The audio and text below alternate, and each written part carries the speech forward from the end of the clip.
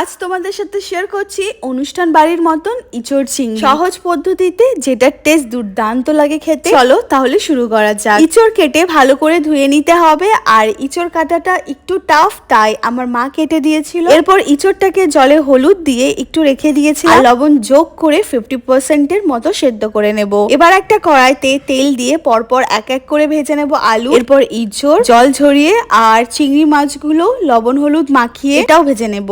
অন্য প্যানে সর্ষের তেল গরম করে তাতে গোটা জিরে, লঙ্কা, তেজপাতা, দারচিনি, লবঙ্গ এবং এলাচ ফোড়ন দেব। সুগন্ধ উঠলে দিয়ে দেব পেঁয়াজ কুচি। পেঁয়াজের রং হালকা বাদামি হয়ে গেলে তাতে দিয়ে দেব আদা রসুন এবং লঙ্কা বাটা। খুব ভালো করে ভাজতে থাকবো। কাঁচা গন্ধ চলে গেলে একে একে দিয়ে দেব হলুদ, কাশ্মীরি লঙ্কার গুঁড়ো, ধনে গুঁড়ো, জিরে গুঁড়ো। খুব ভালো করে কষাতে থাকবো। এরপর দেব টমেটোর পেস্ট আর স্বাদ মতন লবণ। ফের কষাবো। মশলা থেকে তেল বের হলে এতে দিয়ে দেব ভাজা আলু এবং ভাজা এঁচড়, আর ভালো করে মশলাটার সাথে মাখিয়ে নেব। এরপর জল দিয়ে ফুটতে দেব। সাথে কিছু কাঁচা লঙ্কা দিচ্ছি, একটু জাগরি পাউডার দিয়েছিলাম, তোমরা চিনি দিতে পারো। জলটা ফুটে উঠলে ভাজা চিংড়ি মাছগুলো উপর থেকে ছড়িয়ে দেব। রান্নার রং সুন্দর লালচে হয়ে গেলে দেখবে তেল আলাদা হচ্ছে, তার মানে এঁচড় চিংড়ি রেডি। এর উপরে ছড়িয়ে দাও সামান্য গুঁড়ো গরম মশলা এবং 1 চা চামচ ঘি। ভালো করে মিশিয়ে বেশ খানিকক্ষণ ঢাকা দিয়ে রাখবো। ভাত, রুটি, পরোটা, পোলাও যা খুশি দিয়ে খাও গরম গরম।